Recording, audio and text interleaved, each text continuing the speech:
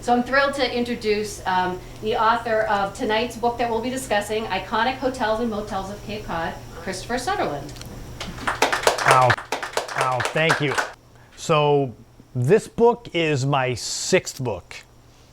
And I started with 3 books, all entitled In My Footsteps. They were based around, so my Cape Cod history traces back to the Doan family.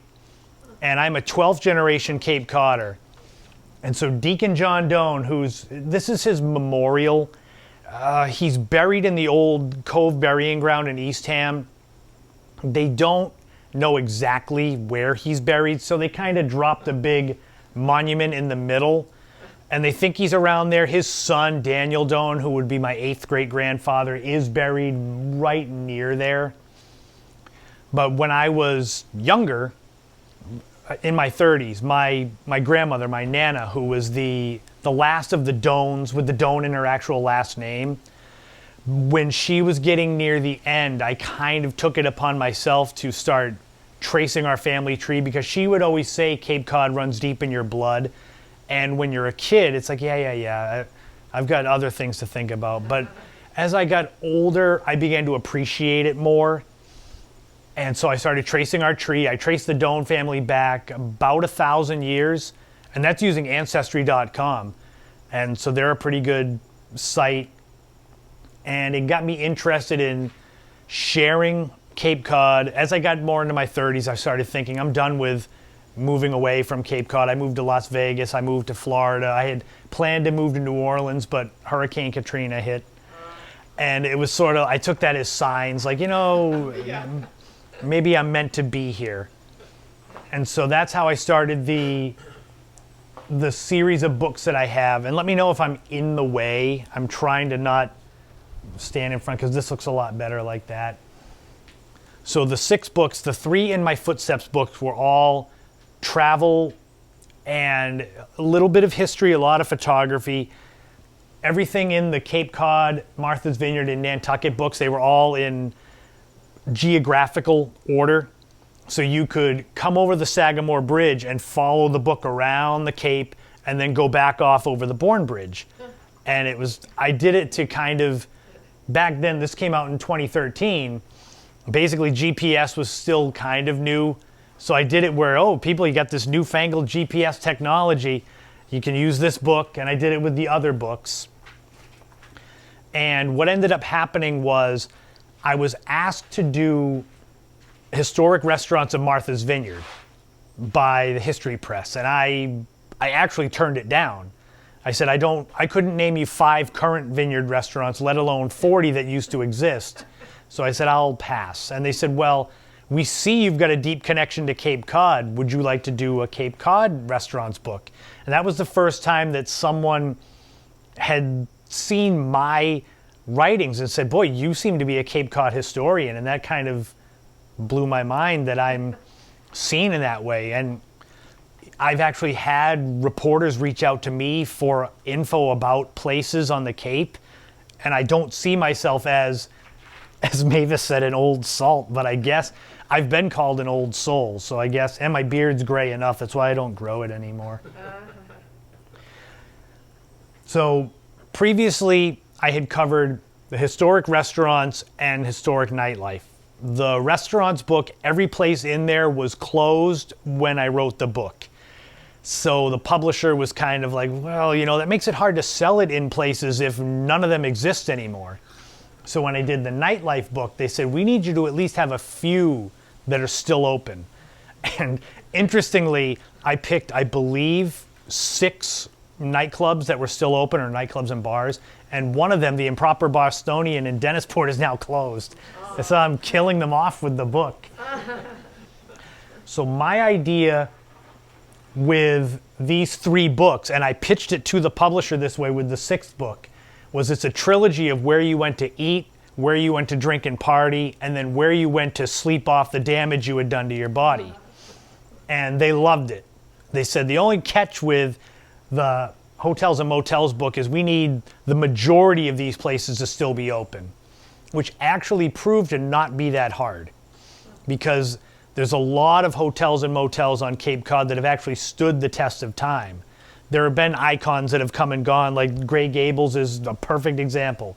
But I mean, that's fire did that, not downward turn. And like with the nightlife, the turn of the 20th century seemed to be the death knell. Part of it was the drunk driving crackdown in the mid to late 80s. And the other thing was actually the smoking ban indoors. It was basically if the drunk driving crackdown didn't get you, the smoking ban finished you off. So with hotels and motels, as long as you've got clean rooms and good amenities, basically, you could last forever. But in the beginning, Cape Cod became a vacation destination in the years around and right after the Civil War. And it started with Henry David Thoreau. He actually kind of kick-started it with his Cape Cod book. It came out in 1865, but interestingly, so he had a hand in one of the originals when it comes to Cape Cod lodging and accommodations, the Highland House in Truro. Interestingly, when Thoreau did the Cape Cod book, well, before he did the book, he did 4 excursions to the Cape in the late 1840s up to the end of the 1850s.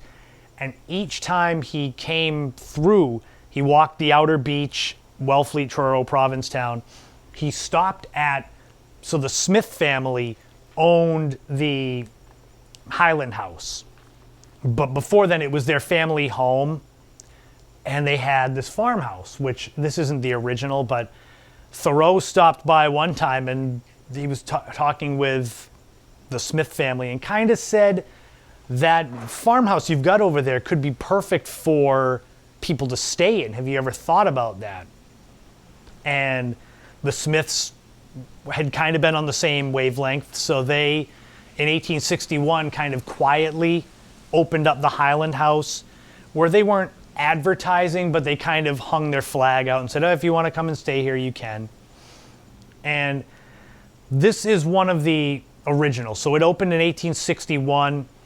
Just before that, in 1860, the Santuit House, which is in Cotuit/Marston's Mills, that area, they opened.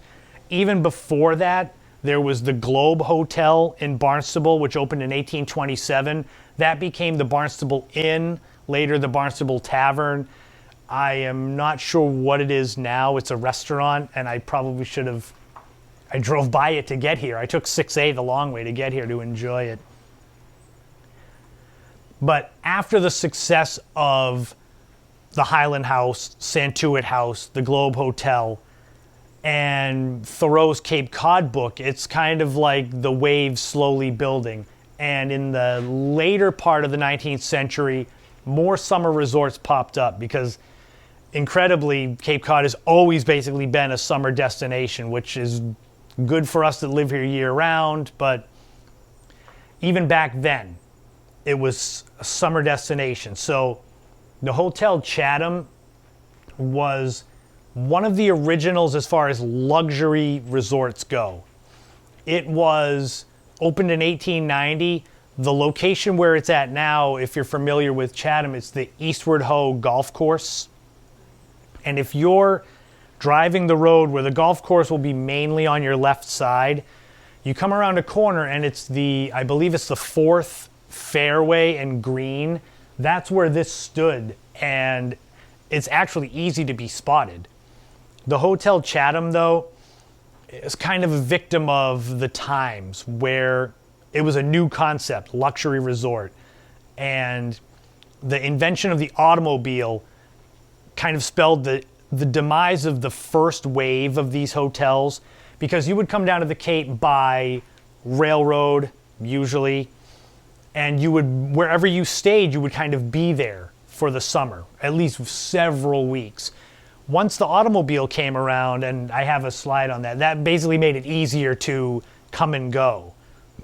So the Hotel Chatham was closed in a little over a decade. It sat out on this fairway. Well, before it was the golf course, it sat out there for many years as they tried to figure out what to do with it. In 1910, they tore it down, And within another 10 years, the Eastward Ho Country Club and Golf Course had been built up. And on the right, the Chiqueset Inn was in Wellfleet. And Wellfleet seems to be the king of things that were famous that are no longer there anymore. Chiqueset Inn is just one of them. It was seen as the kind of the godfather of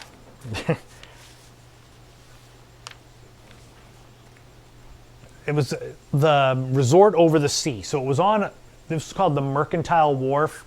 Interestingly, this is a postcard that I bought, probably 15 years ago. So it's quite pixelated. Chiqueset Inn came up in the late 1880s by a man named Lorenzo Dow Baker, who was a sea captain, fisherman. He liked the fact that Wellfleet drew in a lot of people with the fishing and whaling industry, but you get into the 1880s and that industry is kind of sliding away. And he said he didn't want to lose the tourism, so you got to create something else. So he created this big resort, 62 rooms, out on this wharf, and it brought people in. It's really big. The train would come all the way out, and they had tennis, billiards, they had access to saltwater and freshwater fishing, because a lot of these places, yeah, they look good, but you got to have more to that. If you're looking for just a room with a bed, you're going to go with the cheapest option. So the amenities with these places were huge. So tennis and billiards you'd find at most of these places. Bowling was a big thing. Having telephones in each room was a huge deal back at the turn of the 20th century. They prided themselves on having their own vegetable garden, which they would use for meals. It's something that the Chatham Bars Inn does now. They've got their own farm that's on 6A in Brewster. Sadly, though, the Chiqueset Inn, I'm sure many of you have seen in the wintertime, Cape Cod Bay tends to freeze over. And if you get the tides coming in and out with the freeze, it creates the icebergs that are really neat for photography, but not so good for buildings that are out on the water. So what happened in 1927, they had some damage from these icebergs, and they repaired a lot of these pylons on the wharf. But that kind of set the wheels in motion, where how much are you going to spend to continually fix these things, because it's going to keep popping up. Luckily, Chiqueset Inn was a summer resort. So in February 1934, when a particularly hard freeze came and the icebergs during high tide just were knocking into the pylons, they collapsed part of the back end of the wharf. And they just said, that's enough. We're going to just take it down. And that's what ended up happening. They were lucky that nobody was there to get hurt. And interestingly, that was the connection. So some of the lumber from the actual building was used to create a church in Orleans called the Church of the Holy Spirit. It's on Route 28 as you're heading up into Orleans. It would be the name, I thought the road's name was Monument Road, but if it's not that, the Church of the Holy Spirit is built from a lot of the wood that was the Chiqueset Inn. If you go to Wellfleet now at very low tide, the only thing that's left is a few of these pylons near the shore you can actually see, but at high tide you'd never know that there was this gigantic wharf with a hotel on it there. And some of the other ones that popped up at the end of the 19th century, the Terrace Gables was in Falmouth. Originally, it was known as the Draper Cottage. It opened in 1880. The owner's last name, he was Draper. It was Charles Draper, high class. Then after he passed away, they changed the name to the Terrace Gables. And in 1902, they expanded it. And incredibly, they were so busy that they purchased the nearby Menahat Hotel, which was another big one. And the people bought it so they could have their overflow people go to that hotel. and it was 125 rooms. But again, changing times. There seemed to be a couple of waves where the automobile killed off some, but then also the Mid-Cape Highway, when it came along, it killed off more, because these big grand hotels, obviously none of them are still around really. So that's where you kind of go to what was the death knell for them. East Bay Lodge, that was in Osterville. They lasted over 100 years. And East Bay, it was a restaurant as well. And actually, I put this in the nightlife book, I believe, as well. There were a few places that double dipped where they were either a restaurant and nightclub or a restaurant and hotel. And it helped me to dig a little bit deeper into some of these spots. And a recurring theme that you'll see through a lot of this is one of two things seem to be the real end of these buildings. The stories end either with a fire or with them being sold and turned into condos. And both of these, so Terrace Gables became a nightclub called the Brothers Four. And after the Brothers Four was sold, it was turned into condos.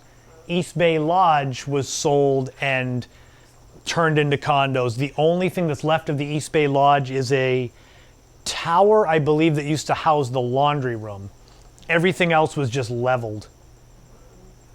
But as I said, in the early 20th century, the automobile is what changed everything. It made it where you could come and go as you pleased. So these stays on Cape Cod that used to be all summer might be a week. And so what it did was it made more luxurious hotels necessary, because you'd get more people coming down, but you get a lot more of people coming and going. And so that's what ended up happening. Aberdeen Hall is a fascinating story because that was out on Great Island in West Yarmouth, which is now one of the most off-limit places on all of Cape Cod, where you can't even walk the beach without security coming out. Seagull Beach neighbors it. If you walk the low tide line, someone will come out if you accidentally go across. And I know this because my mother was walking the beach looking for seashells, and she went a little too far, and security came out and said, "You're going to have to turn back." And she said, "All I was doing was trying to collect shells," and they came out. So Aberdeen Hall was opened in 1902. There was a man named Charles Corey who was an ornithologist and also had a good amount of money. He built this as kind of a high-class hunting lodge / meeting place for all of his friends. They kept it as a public hotel once he sold the island. He basically sold Great Island to Malcolm Chase and the Chase family in 1914. I think they own most of the island still, because why would you sell it? It's pretty pricey real estate. It stayed as a luxury resort hotel where you could actually either walk out there, drive out there. They had a ferry from the Ocean Street docks that would bring you over. But on August 3rd, 1924, there was a fire which basically it burned the building down. And the sad thing is that it started in a laundry room, and it took a while to get to the main hotel. And because of their remote location, which was part of the big appeal, because imagine back 100 years ago, it was even more remote, but it took them forever for the fire trucks to get out there. So by the time they got there, there was nothing left. And even sadder than that was once they got rid of the hotel, the Chase family said, we're just going to keep this as our own personal property. So it never was rebuilt. And from that moment on, Great Island was off limits. And I don't know if you're familiar with Great Island, if you see it from the water, at the very end, there's a lighthouse. And this is where my story of how I got out on Great Island is always fun to tell. For my first book, In My Footsteps Cape Cod Travel Guide, I wanted to write about Point Gammon Lighthouse on Great Island and just put it in there. and even write in there that it's off limits. You can see it from the water, but stay away. And I called the Great Island Housing Authority and said, would it be all right if you chaperone me and I'll go out and I'll take a photo of the lighthouse for a book? And first thing I got was no, click. And I said, okay. So I said, maybe I caught them on a bad day. I'll try again. I called a second time and they said to me, what lighthouse? And I said, the 50-foot tall lighthouse that you can see out there. And then I got no, click again. So how I ended up getting out there was, it pays to have a friend of a friend. So my mother's best friend had a friend who had a house out there and she was selling it. So I was given a day pass to go with my mother's best friend to get out there. So I had a legal pass to get out there. Even with that, we go to the guard shack. The guard is just all flustered because I said, I just want a photo, and my mother's friend is vouching for me. No, he's an author. He just wants a photo.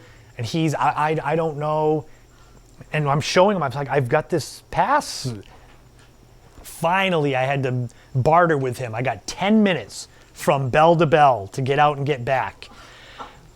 And so I made it past that. You go a couple hundred yards, there's another guard shack. But this, I guess, is only manned during the summer. So if you get by the first one, there's a second one. And then maybe a few hundred yards past that, there is a chain link fence with a keypad on it. So I guess that would be closed in the summer too, and you'd have to punch in your code to get it to open. That's 3 layers of security. And we were told by the guard at the first shack, the 4th layer of security is a man who lives out there and his only job is to look for cars that don't look like they belong. And we were told that my mother's friend, her SUV looked like someone that lived out there. So that was how I got out there, and I made it a point to share the photo everywhere so that the Great Island people would know I made it out there. What are they guarding? So all of the homes are very, very wealthy people. How many of them? There's, I believe it's somewhere in the neighborhood of 40 to 50 homes. And I think every single one is well over $1 million. And it's the whole idea of this is a private island. It's sort of like Oyster Harbors in Osterville, but not as bad as the Great Island. Oyster Harbors is less strict. But I've never been out since, and I'm sure I won't be invited back because they tried to keep me out and I still made it. The Englewood Hotel was in West Yarmouth. There's an Englewood Beach, and that's what was originally the private beach that went with the Englewood Hotel. That was opened up right after the turn of the 20th century. It was owned by a man named P.T. Morin.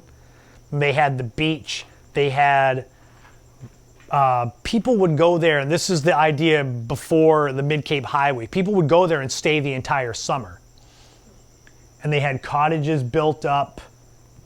It was the same thing, a summer resort, which leads into, so in 1962, the Morin family had just sold it. And sadly, again, fire broke out. This was in the winter, so there was nobody there.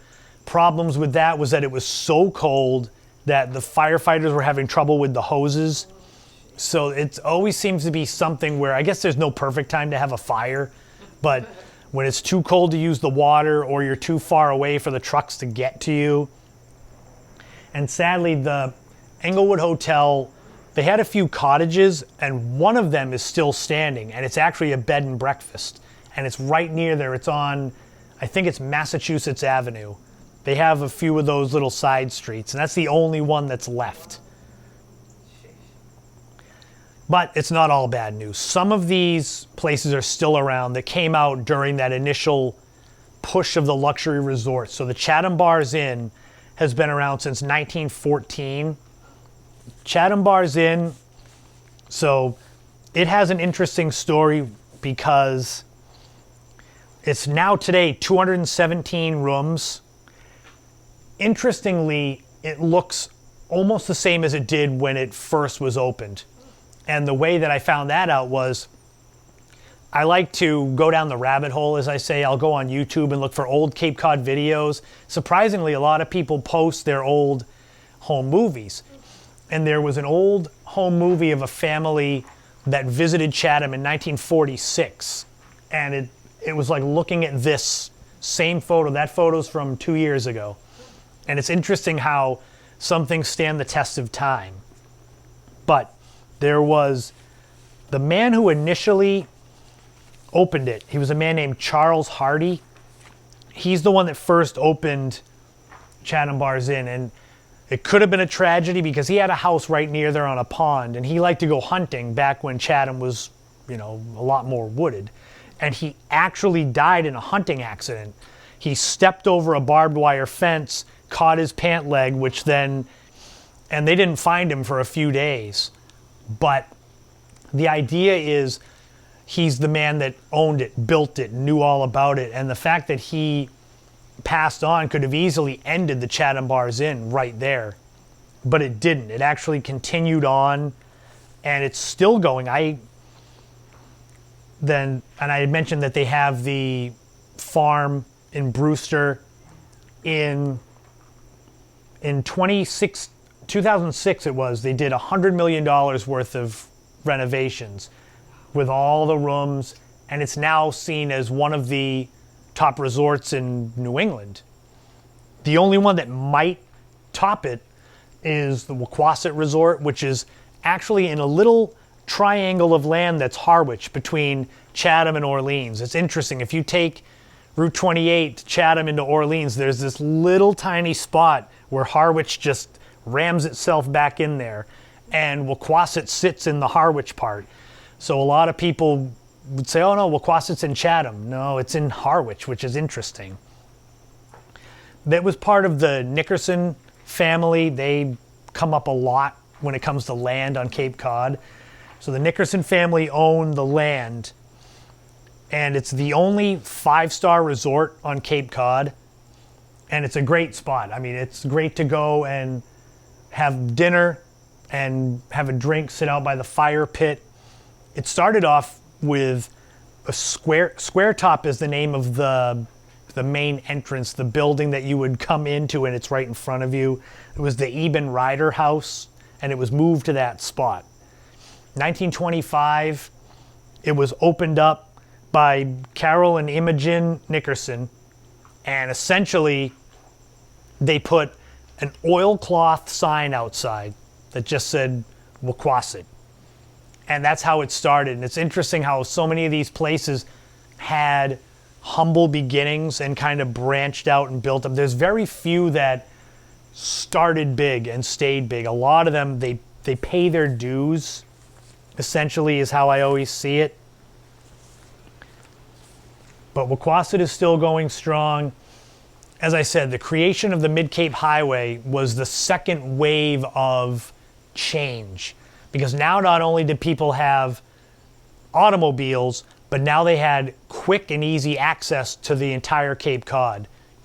Now, Mid-Cape Highway opened in 1954. It slowly made its way down to Provincetown by the 1970s.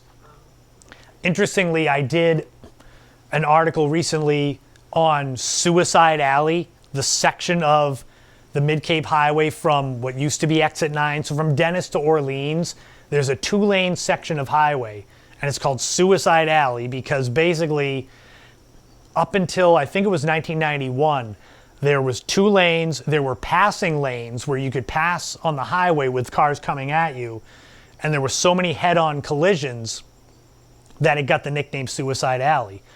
I didn't realize until I did my research that they've intended to widen it to 4 lanes basically since they built it, but it's been almost 50 years and it hasn't happened yet. So Mid-Cape Highway made these stays shorter, and it finished off some giants of the accommodations, lodging. So the Pines was in Cotuit.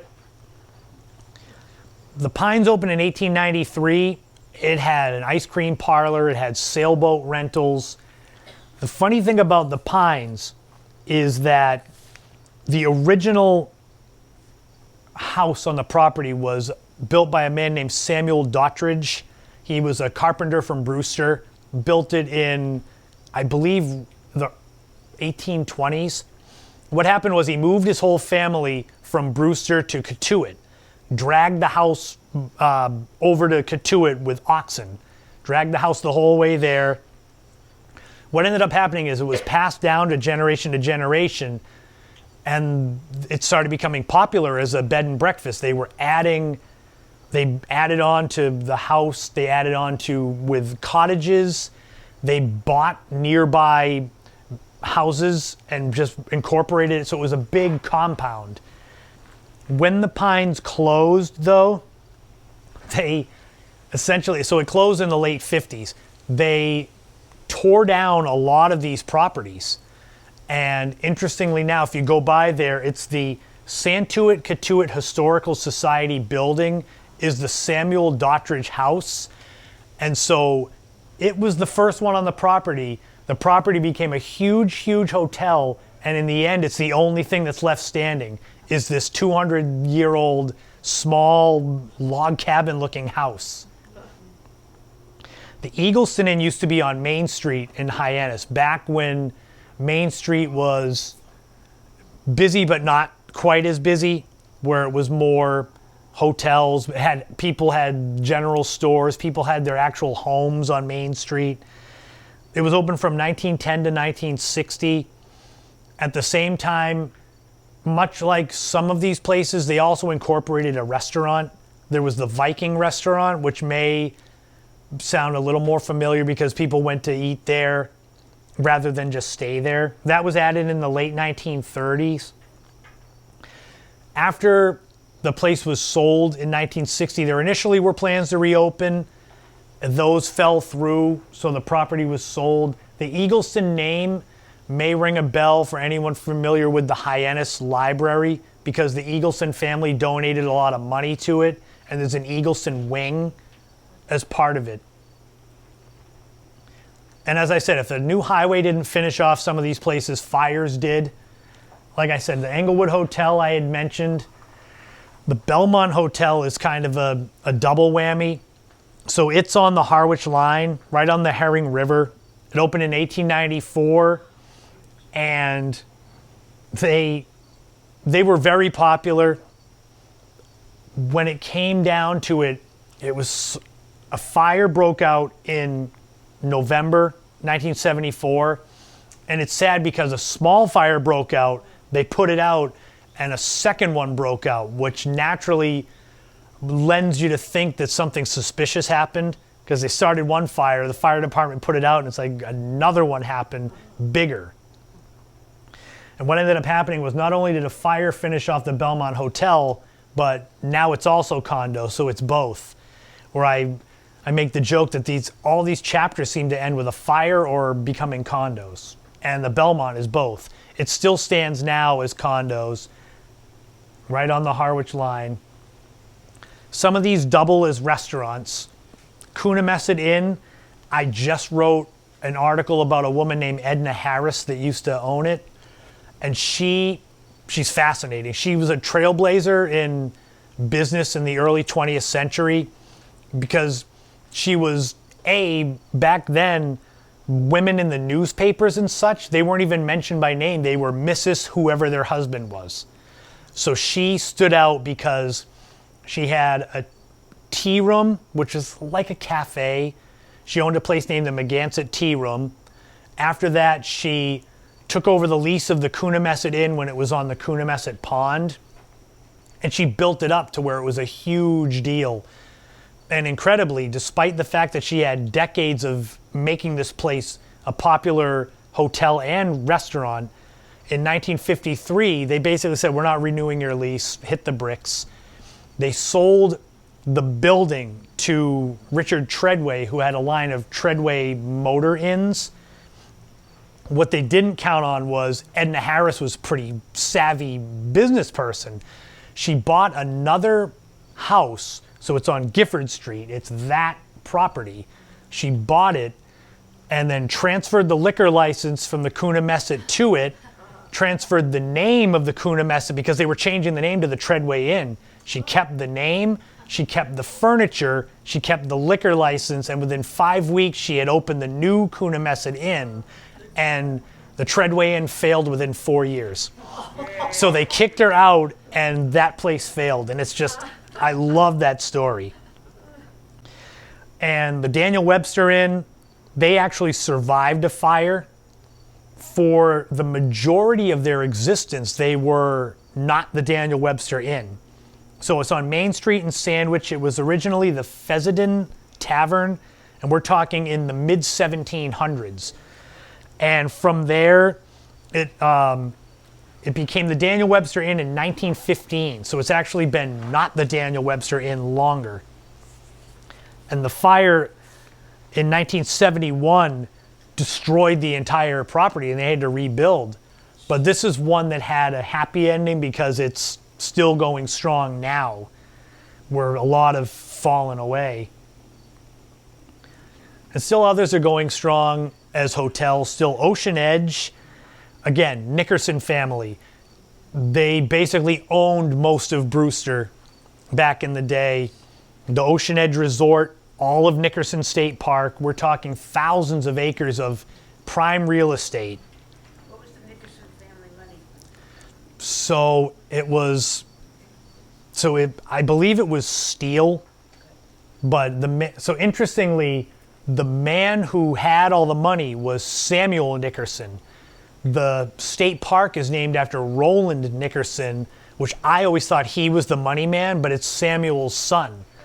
I didn't know that because I have Nickersons in my family tree, and it's an offshoot of the branch that owned everything. So I'm like, all of these names, Nickerson, Crocker, Wixon, Kroll, I'm like close to them, but not in the actual bloodline.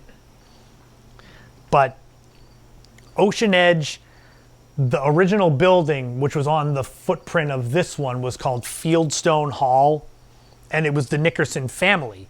When Fieldstone Hall burned down and Samuel Nickerson passed away, they rebuilt this building and called it the Nickerson Mansion. But interestingly, it's only been Ocean Edge for, I believe, less than 40 years. Because for about 40 years, it was part of the La Salette Seminary.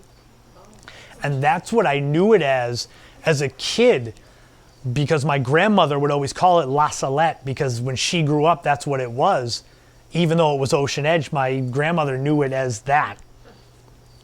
But it's still going strong, and interestingly, the only benefit I could think of from the pandemic was they opened the big front lawn of the Nickerson Mansion for people to come and hang out, play games. You go by there now, there's tents out there, people playing croquet. So it's actually open to the public, which is fascinating. And the irony is, if I had known that, I would have gone to get photos of it now, but I had to go and make appointments to get on the property. And now anyone can get on there. Papanesset Inn is in Mashpee. It's now surrounded by the new Seabury compound, I guess. Before it was the Papanesset Inn, it's funny, I talk about how there's a lot of cross-pollination on Cape Cod. It seems like everyone knows everyone, and when it comes to business, it's the same way. So two names that I've mentioned before pop up with Papanesset. Malcolm Chase, who owns Great Island, he and a group of, like a conglomerate, they bought 6,000 acres of the Papanesset area. This was in the late 1920s. So he already owned Great Island, now he owns Papanesset. He leased it out to a woman named Norma Armstrong, who was a nurse, and she turned it into an RV park before those were a thing. And what's interesting is she set up this RV park, and the people that went to stay there were the rich elite that could afford to stay at a place like an Ocean Edge or a Chatham Bars Inn, but they liked staying in their little 1930s RVs and camping. And that was what was fascinating. And then when they opened Papanesset as a hotel, interestingly, in 1941, they opened it as a hotel because they thought they were going to need it for the troops for World War II. They ended up really not needing it. So they had kicked Norma Armstrong out and built up all these things for the troops, and then they didn't need them. So they said, well, we got to fill them. So now it's going to be a hotel. And woman I mentioned just before, Edna Harris from the Coonamessett, she took over the lease of the Popponesset Inn, but she put her daughter, Hilda Coppage, in charge of it. So Edna Harris had her fingers in the Popponesset Inn and Coonamessett Inn. And they're still going strong. That was actually the last place I visited for this book, and the next week was the pandemic hit. So this was the last outing I actually had. But some of these have also been long lost to history. And we're talking the Hyannis Inn is another spot that had a lot of rich history. The building is still there. It was originally opened by a man named Bill Cox in 1912. Bill Cox's name may sound familiar because he retired from the Hyannis Inn in the late 20s, and within 3 years he had opened Bill Cox's Sea Grill, which was right down past the Cape Cod Hospital. There's Bayview Beach, and right near there he opened it right on the water, and he owned Bill Cox's Sea Grill until he died, and then his family ran it into the early 1960s, so his retirement didn't last.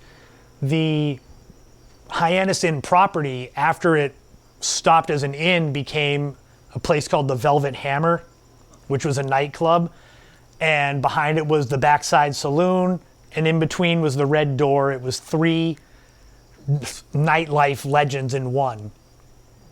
Now it is, I thought there was like a Brazilian wax place there. It's something like that, but the building itself is still there.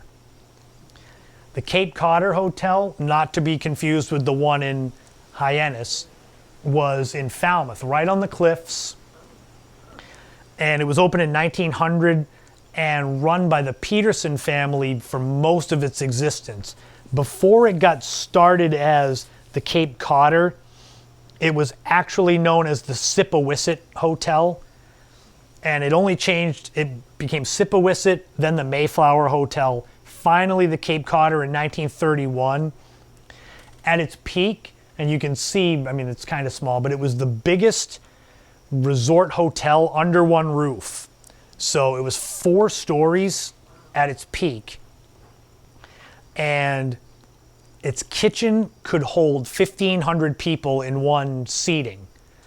And what happened was, in the changing of the times, 1988, the Peterson family sold it, and it sat there while they wondered what to do with it. And within 10 years, it was leveled and turned into condos.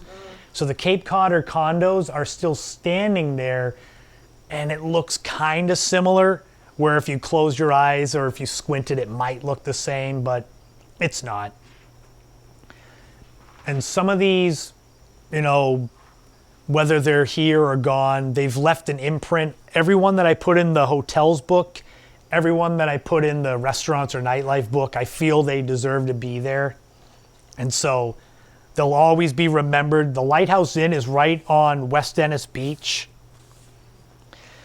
And it's been owned by the Stone family since it opened in 1938.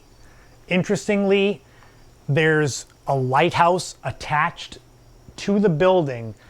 So it was Bass River Lighthouse. I think it's now, or I think it was West Dennis Lighthouse. Now it's Bass River Lighthouse. It was dormant for 50 years, and they actually relighted it, and now it actually is a working lighthouse as part of this hotel. It was relit in 1989. So I could not leave without the Grey Gables, because that was a big part. So obviously it was right down the road, and you probably all know most of the story, so what I say, but Grover Cleveland, huge part of Bourne. I mean, Grey Gables, the railroad station, that's just fascinating. I love that out there. But he lived over there, the first summer White House on Cape Cod. And what ended up happening was, you know, he would come down here a lot. hang out with his friend Joseph Jefferson, the actor, who that's the windmill out there is his. And they would fish off the banks. That's where Cleveland Ledge Light comes from. What happened was once his daughter passed away, Ruth, he kind of started losing interest in coming down here. But the other thing that I found interesting was he got wind of the Cape Cod Canal being built. And he said, I don't want to be here while that's like constant digging right behind my house. So he ended up, he passed away and left it to his family. And they, same thing, they sold it in 1920. And what they were going to do, a man named John Stackpole bought it. His initial idea was to take the whole Grey Gables property and subdivide it, which is kind of what he did. That's most of the neighborhood. I believe there were 50 homes there by 1926. But the actual Grey Gables house, they left alone. And then they were like, well, what are we going to do with this? So they turned it into a bed and breakfast / hotel, dining, cocktail lounge. It passed the Cleveland seal of approval when Grover Cleveland's grandson came and visited and walked inside, and there were artifacts from his grandfather in there. So he kind of got the seal of approval, the people that owned it. In 1961, see, I wish I could read. A woman named Peggy Alden, she took it over, and she was known for bringing children out there to stay. I liken it to when my class stayed at the National Seashore when I was in 5th grade. It's almost like a fun sleepover away from home. And of course, December 1973, a suspicious fire broke out, which spelled the end of the Grey Gables. So it was Grey Gables Ocean House at the end. And I do believe it was owned by the man that owned the Chiqueset Inn at the same time. Is that? But I believe that, yeah, it was the Anthony of Anthony's Chiqueset. His last name is it's de Saulniers, or is that the? See, because I don't have that in my notes, so I'm pulling that. I'm like, I think that's his name. I know it was as complicated as mine. What happened though was the property sat just vacant and overgrown until whoever the family is that owns it now bought the property and built what I guess it's not an exact replica, but it's a home on the property that is similar. And I've been told they don't mind if you drive and take a photo of it, but I've also, when I bring that up, I say I don't go and bother them. But I've just been, it's like the pictures I have of it are from the Grey Gables beach looking out to the side. I have not I've heeded my own warning to not go out there. But that is the true end. And this is my setup. I had mentioned I do a podcast weekly that's my newest thing. That's part of what the pandemic did for me creatively, was a way to kind of, it's New England and Cape Cod travel and history, and child of the 80s, I do a lot of nostalgia. I do back in the day, it's like back in my day we had this, and this, and I talk about things like that. And so do you have any questions or any comments on anything that I shared? Hopefully this flowed well. It's my first one in 18 months in front of actual people.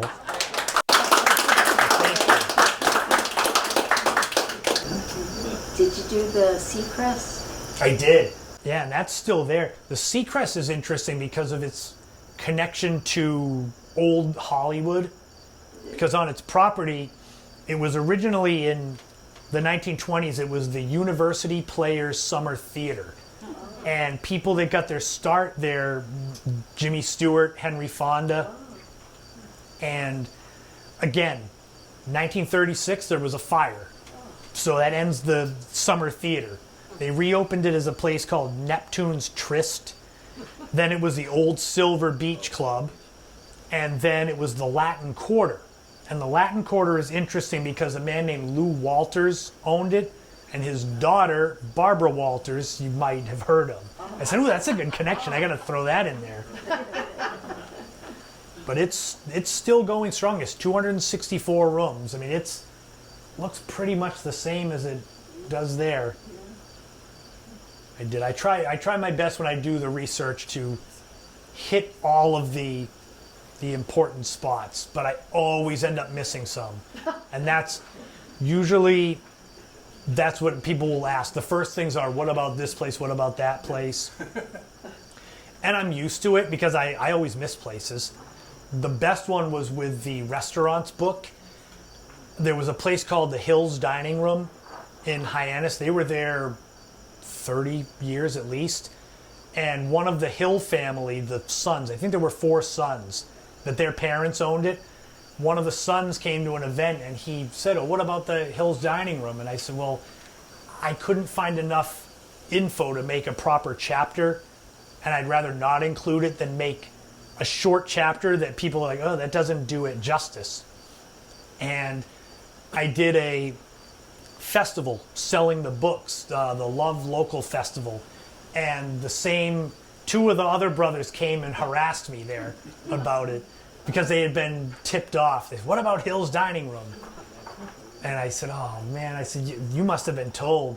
So I wrote an article about the Hills Dining Room last year, and I sent it to all of the Hill brothers and said, "Now you can leave me alone," because they were harassing me about it.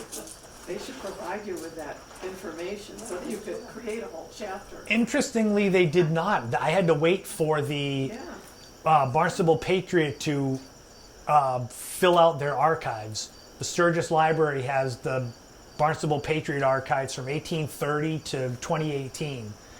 And once they really fleshed them out, then I could do it.